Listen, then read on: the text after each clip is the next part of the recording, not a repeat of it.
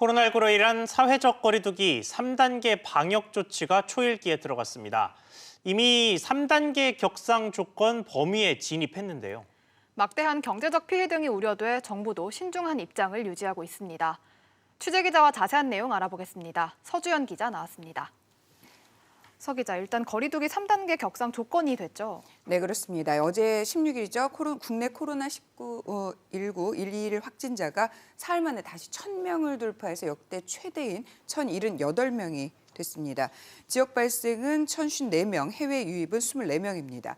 확진자는 지난 13일 1,030명으로 1,000명을 처음 돌파한 뒤에 14일 718명으로 주춤하는 듯 했지만 15일 880명으로 다시 증가한 뒤에 3일 만에 1,000명 선을 넘었습니다. 사회적 거리두기 3단계 격상 조건인 7일간 일평균 800에서 1,000명의 발생 조건도 충족이 됐는데요. 어제 지역 발생 환자가 1,054명을 기록하면서 최근 7일간 일평균 지역 발생 확진자는 832.6명인 것으로 집계됐습니다. 전날 기준으로 774.4명에서 58.2명이 증가한 규모입니다. 네, 이것 때문에 이제 거리두기 3단계를 실제로 할 것이냐 말 것이냐 이 부분을 논의를 해야 될 텐데 거리두기 3단계가 실제로 되면 어떤 변화가 생깁니까?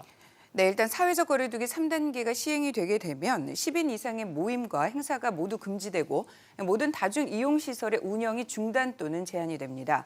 결혼식장, 영화관, 공연장, PC방, 오락실, 독서실, 놀이공원, 미용실, 백화점 등도 모두 문을 닫아야 하는데요.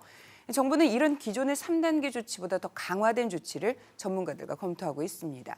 예를 들어서 모임이 가능한 조건을 10명 미만에서 5명 미만으로 강화하고 9시까지는 실내 취식이 가능했던 음식점도 포장과 배달만 허용하는 방안도 논의 중입니다. 예.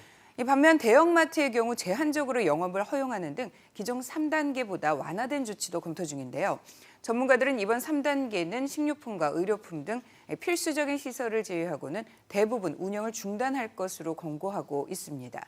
정부는 경제 관련 부처들의 의견을 종합해서 격상 여부를 결정할 예정입니다.